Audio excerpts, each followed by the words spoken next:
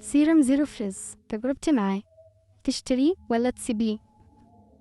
طبعا يا جماعة بقى واضح ان هو مهلوك، يعني حتى الحروف ممسوحة ونازلة، مش عارفة ايه اللي حصل فيه بجد.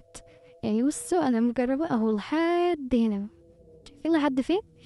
ف هقول لكم التجربة الصريحة، وتشتريه ولا تسيبيه، وهو هيبقى مناسب مع شعرك ولا مش هيبقى مناسب.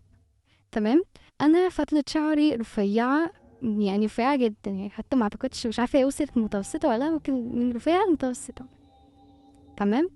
فهو يا جماعة سيرم قوامه تقيل جدا، بص اصلا يعني تقيل موت. يعني انا بس عايزة اعمل لكم سواتش عنه ثانية. بصوا اهو قوامه اصلا بتاخدوا تعصره عشان ينزل اهو. بصوا يعني يا جماعة قوامه، شايف واضح ان لا تقيل جدا جدا جدا.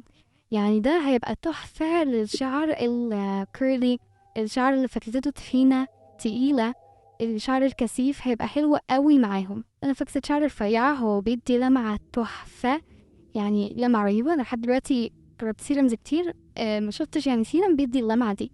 يعني لمعته رهيبة الصراحة، وترطيبه برضو حلو موت بجد، وبيرطب يعني في ثواني.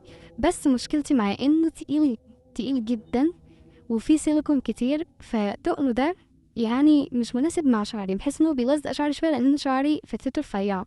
بس صراحه للشعر الكيرلي او الشعر اللي هو فتلته تخينه او تقيله او كثيف، شعر كثيف، هيبقى تحفه معاهم. يعني تقريبا هيبقى احسن سيرم ليهم.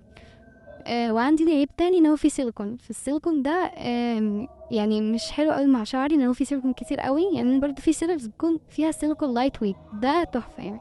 انما ده في يعني سيليكون بشكل اساسي تقريبا. وفي شيا باتر هو بالتريبل باتر في 3 زبدات.